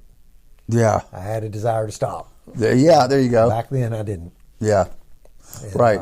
So that's 2011, and it was 2015 before it finally stuck. And, and who's to say it's sticking, right? It's stuck so far. I always say my current sobriety date. I hope it's my last one. Yeah, but, yeah. But I'm not going to stand here and do any proclamations that it will be. Yeah. As long as I keep doing what I'm doing, I'll keep getting what I'm getting. I believe that fully. I do too. I mean, I believe there's, I think that's the first. I mean, the first faith actually is just that. Where you, in order to have that faith, you got to at least know that you're screwed in the first place. I mean, you got to know that. But is to have the sense that maybe this thing that they talk about, this place, this whatever we're doing here, these people get sober. This might work. So it's like an inkling faith, like maybe this will work, kind of like a second step point there that you get to. Whereas I agree. I think that's these steps can be boiled down, and then they can also be fluffed up. Yeah. At a very base level, step 2 is simply: do you think it's working for these guys, or do you think these guys are full of shit? Right. Yeah. And if it worked for some of them, maybe it will work for me too. Right. Well, and like you talk about your first meetings, your impression. I'm going to go back to that. Is that is true. How our bias has you see things a certain way, and I'm always wondering if my second meeting, because the first one was just kind of a fuzz to me, but the second meeting, when all they talked about was how hard it is and you just got to put up with it, that was the topic. And I wonder if I could be, if I watch a lot of sci-fi, I like sci-fi, if I could go back to that moment again from this perspective, if that was a topic at all. If that was even what they were talking about. Yeah. It's like that was a projection of exactly what I was thinking of. Well, I just got to do this. It's going to suck. I can't drink anymore. It's going to suck, but I guess I got to do it. And that's exactly what they were saying in the meeting. Were they really confirming my belief, or was that me projecting it on what they were saying? Yeah. I guess we'll never know. Yeah, no, but it's hit me on the growth of the psyche when you can actually recognize that and know that. That's true. Yeah, was what was going on. Yeah. What I thought was right wasn't true. It wasn't at all. Yeah, and very well not. That's the excuse. Another one you said about your guys saying that I've already tried that. Another one I've bounced into quite a few times about people who are sober and no longer participate. They no longer are going to meetings and stuff. Was they say all they did was talk about drinking and I didn't need that. It just triggered me. I didn't need to be someplace where they was talking about all that drinking. Right. And really? Something inside of me does not compute, and I just think I watch people they've got a deck of contempt cards, a whole deck of them. Sure. And they just look for whichever one fits. Too much drinking card. Yeah. That's why I'm not going there. Right. And we all have a deck of them, or we used to, of why religion and spirituality wouldn't work for us. Sure. I did. Definitely. Can't smell it, taste it, or hear it. Yeah. And they're just what card are they going to play? Right. They got a deck of those cards in their back pocket, and when I approach them, I love that thing. Play them, or are they going to sit here and listen and be open to what I can offer? Yeah, I love the deck of cards. That's really cool. Yeah, that makes sense. Yeah, I've known some people. I knew a particular person who didn't go to church because when their son was baptized, the priest had said something off color or something behind the scenes. They're just human too, right? Sure. We want to take these guys and put them up on some pedestal like they got a halo that they're hiding in the closet or something. Yeah. But apparently he said something she didn't like. I don't even remember. I remember she would tell me what it was back then, but I can't remember. But it was something that probably the priest shouldn't have probably said. Sure. The priest would probably, right. And she gets that card out anytime any spiritual matters would play, because I'd be around her. and she would Yeah. play her card, and she'd just sit back. It was almost, I could almost like visualize that. Pow. Well, and I think Full house. a good question to ask, because this occurred to me. Here's a question I do ask: is what exactly does that event have to do with this situation now? Yeah. And just wait for the answer, and see if they don't, by trying to answer the question, and they may say, well, it's because religion doesn't work. Whatever they say, but that opens the door for, what is the connection? It's great too, man, because then you start allowing somebody to answer their own questions. Yeah, yeah. There's a whole big concept around this stuff. It's got to be my idea, or it ain't gonna work. And that sometimes it does have to be their idea for them to think it's, You can kind of fertilize their idea a little bit. yeah. And a lot of times that is part of it, is that you, on a professional standpoint, that's part of it is sell them on their own idea. Because it's there, Analogy, I feel like analogy is one that I keep, and this is not about contempt, really. Could be, but it's just about our expectations of gifts and receiving gifts. And the story of the guy who's like on top of his house in a flood, and he has faith that God will. You ever heard that one? Go ahead. Yeah. So, and I don't know if I know the whole one or the whole story or not. I think I'm missing a piece, but I know a version of it. Yeah, but basically, like what happens? This guy prays, and he knows. He has a lot of faith. He knows God's going to get him out of that situation. He's going to be fine. So he's sitting there, and a boat comes along, and the guy's like, hey, y'all can get in this boat. You'll be fine. I'll take you to, I'll take you someplace where you're safe. Nah, God's going to help me. Okay, guy takes off, and then there's somebody else comes, I think, and then finally a helicopter comes by. Dropping the ladder. He's like, no, God's got this. And the next thing you know, he's like up to his waist in water. It's looking bad. So he's like, God, I thought you were going to come help me. He's like, dude, I sent you a boat. I sent you a helicopter, Yep. That's a great one too. Yeah. Man. It is. I heard it where he's actually dies. Yeah. And he's at the pearly gates or Oh, whatever, really? saying, Yeah. God, what happened? Well, I thought I had placed all my faith in you. And he's like, well, I sent a boat, and I sent, there's three things. Yeah, there are three things, middle yeah. one is either. Maybe at the very beginning, somebody come and warned him that you need to go before it floods. Yeah. And then it floods, and the boat comes, and then he's on the roof, and the helicopter comes, and it's like, I sent you this person, I sent you a boat, and I sent you a helicopter. What else you want me to do? Yeah, exactly. Because God does show up in my life in foot leather. That's another one of the things I've heard. I don't have, that address change could be looked at almost like a burning bush situation. It's really close to me as far as in my heart, but I really don't have that. I mean, I maybe have one. Yeah. I don't really have that. What I have is these miracles that walk through my life and interact with me and teach me and show me things, and like helicopters and duck hunters in boats coming saving me from hurricanes. Right, exactly. Yeah. And another topic, just real quick, came up too. This topic of miracles is a great topic. It really is. And I know you've done it as leads before. You talked about it, and it's a great, really powerful thing to look at. And at some point, what occurred to me is miracles are just a matter of perspective. That what helps us sometimes is the dramatic, total surprise, what the, WTF miracles, what get our attention and help us understand how the thing works. But I began to realize that life itself is a friggin' miracle.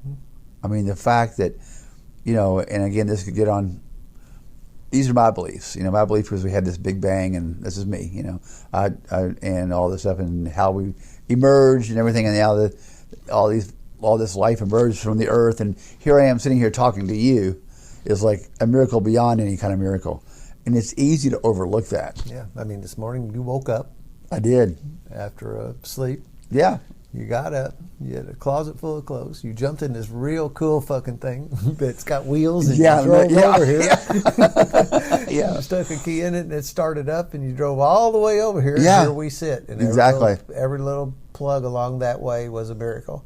Sure. Yeah. Yeah. It is. The traffic lights were working.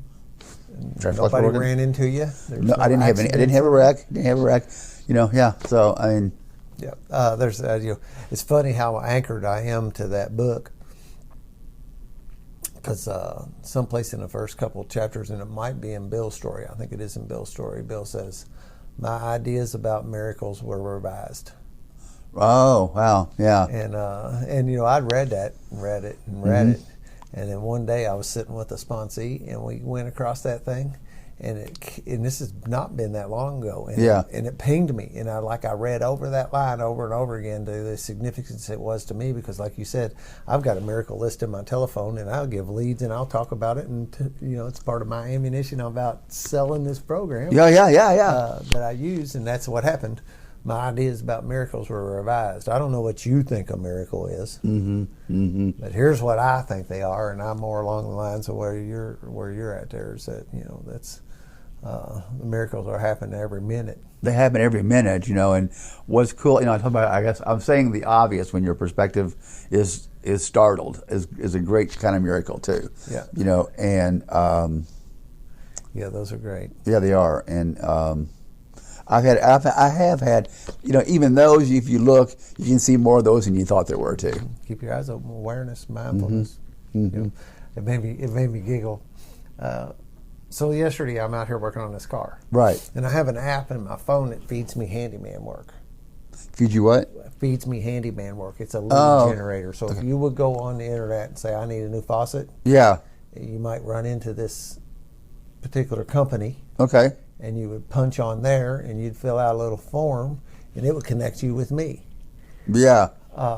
So these things pop up. And yesterday I'm out here, and I saw it, and it popped up, and I hit it. And it says, the way it's across the top of it says, Bill W. wants your availability. and I giggled just like you. I look at that and I laugh, and I even screenshot it and sent it to a couple of people. And they're like, Bill W., what is it? And some people knew what it was, and some people had to explain. Yeah. And I giggled a little bit about that, and a few minutes later, I see what he wanted. And I hit him up, and because you can reply to him, and I hit him up and told him, I gave him some of my availability. Yeah. And then when you get when he replies back, it's real vague. It doesn't give you a phone number. It's protecting the client, right? Right. Sure. And so it keeps them real vague at first. But once you make contact with them and you reply, it gives them it gives you their full name and their phone number. Right. And it was Bill Wilson. That is amazing. That is so funny. Yeah. And I know may not mean anything to anybody, but I look at them as these little nudges by higher power that's kind of like patting me on the shoulder. Yeah, I mean, like, okay, you're in your true north. These are just the little cracker crumbs, the cookie crumbs on the trail. Well, that I know I'm on path. Well, and I'm inclined to think that wasn't like a little fluke at all. That was an absolute thing. And like sometimes you've heard the saying, like God has a sense of humor, and I see that in there because it is funny. It really is. Yeah. But then the point is, like, Bill W. wants you to be available is what I heard. Yeah, right. Wants you to be available. Yep, that's the way I looked at it too, man. Yeah, it's bigger than just this dude wanting me to hang some towel bars and stuff in his house. Yeah. And it turned out to be that.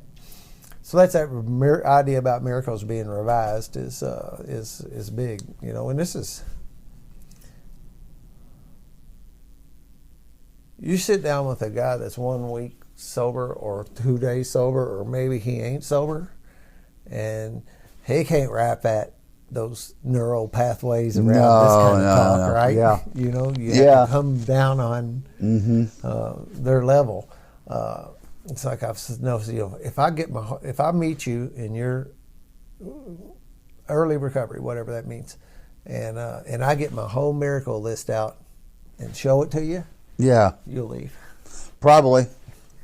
Because there's way too much contempt prior to investigation here. I got to go. Yeah.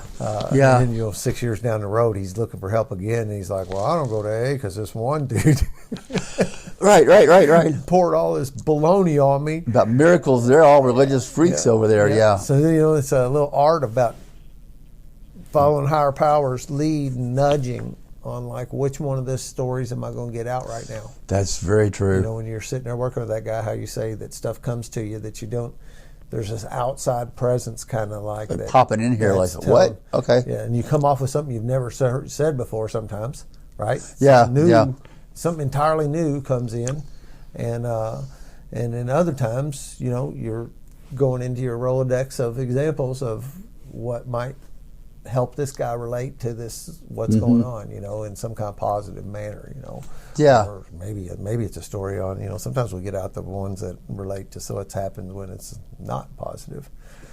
Yeah. I mean, what happened to so and so. Right. Well, I always liked what put that in perspective to me as far as like how you talk to someone that's brand new and the topics you choose. Bill W. always refers to newcomers as prospects, which that's a sales analogy there. That's what basically someone you're wanting to sell. Prospect is, from his standpoint as a stockbroker, he wants to sell his services as a broker to a prospect, and so it's not unlike that in that that reality of where they're at is what filters what you say. And there are topics change for me when I'm with somebody that's new, because I'm wanting to speak to where I can connect with where they're at, and not where all the stuff we're talking about today probably wouldn't talk about that kind of stuff, really. Not to say that for later. Yeah. Typically, of course, it's always different, and I think that's where it comes in, where the ability to listen and be intuitive is so helpful, because stuff will just pop. I say I like sci-fi, so there's this sci-fi thing where these people come from the future to save, it's like time travel, and they have this little microphone embedded here, so they can be talking in a conversation, and they can say something to you, like, oh, you need to report to headquarters, or, oh, be careful, there's so-and-so over here, and they hear it, nobody else does. That's kind of what it's like. I mean, I don't actually hear someone, but it's like there's a little connection in here somewhere, and I hear, talk about this. Yep.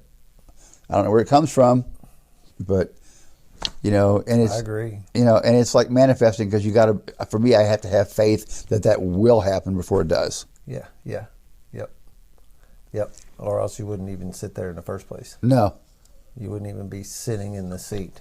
No. If you didn't have some faith that's gonna, because and this is another dichotomy. I was getting ready to say I have very little faith in myself. But that's not necessarily true. Right. Because my faith has grown a lot. Yeah. And now I actually have a great deal of faith in myself that me and this higher power, like I said before the thing, I am kind of the opinion today that I can fix anything I set my mind to. And that's wonderful. I remember you said in the very beginning, yeah. But I know that ain't necessarily me, right? Right. It's a gift, and this is, and sometimes when I'm doing it, there's an intuition that's not unlike sitting with this newcomer.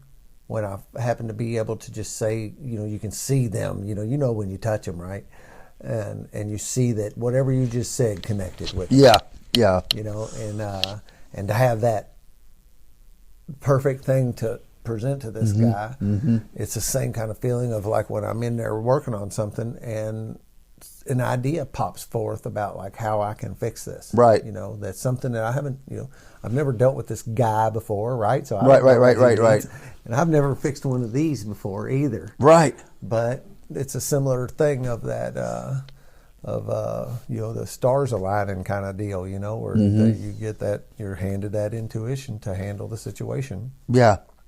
That I don't really, still a piece of me in a sense that still doesn't feel worthy of being handed that. Yeah.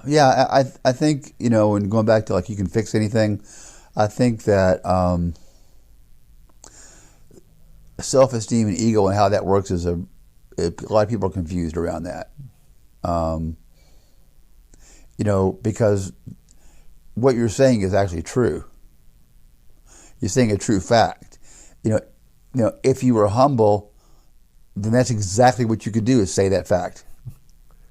It seems confusing, but you know what I'm saying? I mean, it's like you can say that fact because it's true, and also because you believe it even becomes more true. Yeah. So, to me, I don't see that as like over having a big head at all. It's having a right-sized head. Thank you. 'Cause I worry about that sometimes. What's that? I worry about Oh, that yeah, sometimes. yeah. That, maybe I should keep my trap shut because it sounds Braggy. arrogant. And, Yeah. And actually, yeah, so it's like what we think is bragging may not be. So you have to, that is something that sometimes it's helpful to try to overcome that. But I am the same way. Like when I see something that's a gift to me in my life that has to do with an ability or accomplishment, it's like, the ego part of me is what's actually challenging that, not the opposite. The opposite, what we think is the ego is making you brag, but the truth is what the ego is doing is challenging you on what you were just told to say. So I think that's great. You can fix everything. I mean, really. Yeah, what made me giggle the other day when I was telling somebody that, I was talking to somebody and see, I'm stopping myself from saying this because of that same feeling you're just saying. I've had this phenomenal record with sponsees too, man. God has put a bunch of people on my path, and almost all of them are getting well. Right. Doing really good. Yeah. And it's like that fixing things. Is playing in my life in various ways, and I know that I'm not fixing that guy. I fully know that I'm not doing that. Right. But I'm playing a part that I'm being led to play, I'm following the intuition, and I'm being, the old adage of a tool or an instrument in the master's hand. Right. Yeah. And that's the way I feel about my fixing these other things too. These mechanical devices and cabinet doors or car ignitions. Right. I have the exact same attitude with that as I do with when I'm sitting working 12-step with somebody that, I'm a tool in the master's hand. Yeah. See you later. So, I had this experience. Must be 10. It probably is. So we need to that's when he wrap it up here. Yeah. Well, I'm good. We don't need to wrap anything in my mind. Okay. He leaves at about 10 o'clock on every morning and meets up with his buddies. Okay. And so I just knew when that happened, it was It's probably 10 o'clock. 10. Okay.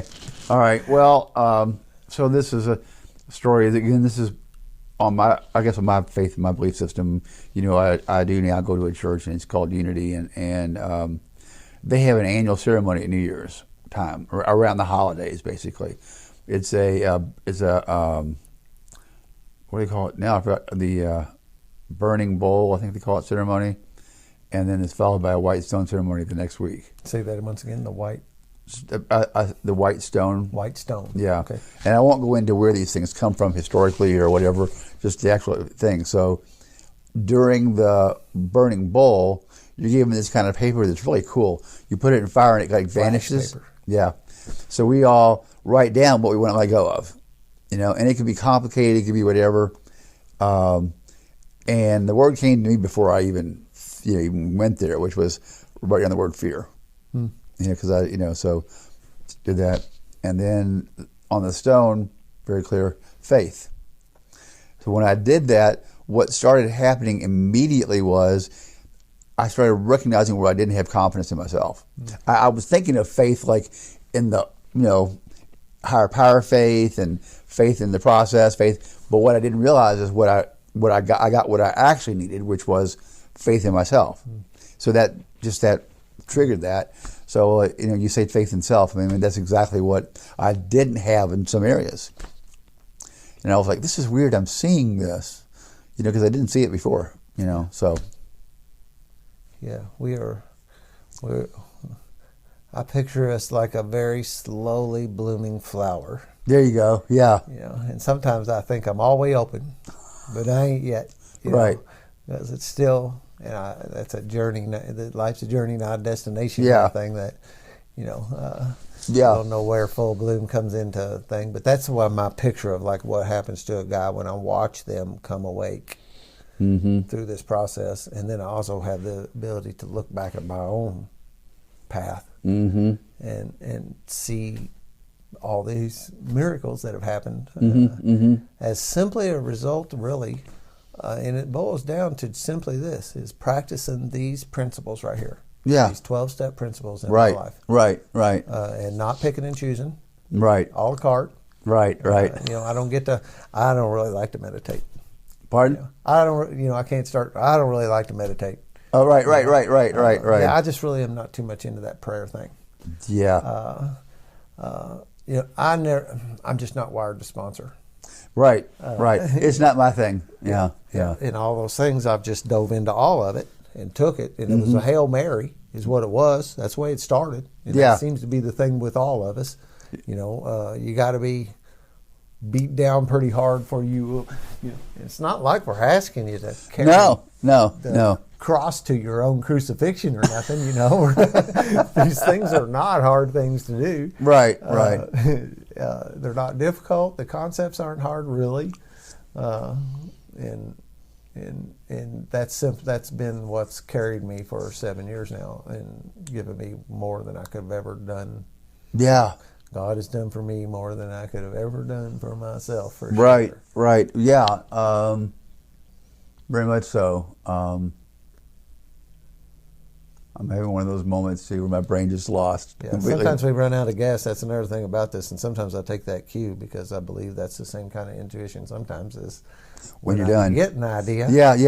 And I am getting the sense that we are wrapping. That's what's happening in my head now. It feels like. You talked about fear at one point. You said that, and we beat around on the aspect of value of being able to listen. Darren is really I hang my hook on him. Oh, yeah. Like teaching me to listen, right. Early on, and I was having a lot of trouble with listening in meetings. Mm-hmm. And particular personalities in the meeting. Oh, yeah. I was focusing on that particular thing, and the rest of everything was getting away from me. Right. And Darren helped me come into some equilibrium there. And get to where I could do stuff. But Darren's actually been the last 2 podcasts have been me and him. And fear was a big part of the one that released this morning. Cool. And listening was a great big part of what was the one from last week. Wow. Or the week before, whenever it was. Isn't that the last funny? episode. Yeah. And those simple words have giant meanings and can be a topic of themselves about a lot. They can be. Oh, absolutely. Yeah, very much so. Well, I've really enjoyed this, and I like. It's the same thing as, I don't know. I feel embarrassed about saying it, but I love you, and I love what you say, and I love the thought you, even in meetings. Yeah, thank you. When you do the 3-minute, when we do a 3-minute. Yeah. I connect with certain people, and they fire those synapses or whatever in my brain that it gives me dopamine hits, really, I guess. Because I'm in alignment with what this guy's saying. And I guess at some level, it's like, that's what I think too. I like him. It happens, yeah. And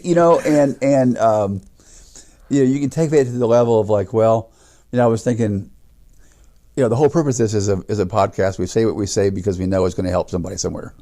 And that's the work that you're doing. And but another part of it is I get to talk to Dan for a couple hours. Thank you. Well, which it's like, totally has nothing to do with the podcast. It's just I'm actually, enjoying the conversation, and I'm talking to you like I would if it wasn't turned on. It seems like. Yeah. You said something about guys getting together and meeting in a coffee shop about this idea about a podcast. Yeah. That was actually the original intent of this thing. Was that we thought we had some good stuff to say. Yeah. And we should share it. Right. Yeah. And then that kind of dried up, and I got into this role of doing an interview, a story guy. Mm-hmm. And I sometimes wonder now if this thing is revolving back to the original intent, was just carrying and knocking around. I say knocking around these concepts. Yeah. Just like like sitting here playing catch. Right. You catch it, talk for a minute, toss it back to V. I talk about it for a minute, and we just play ball here for a little bit. And, and see what comes, because I don't know what we're going to say. No. I don't know what I'm going to say. Yeah.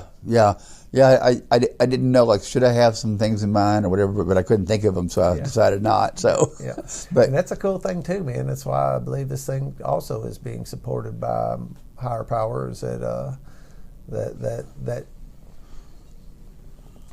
fuel continues to be provided for it. Yeah.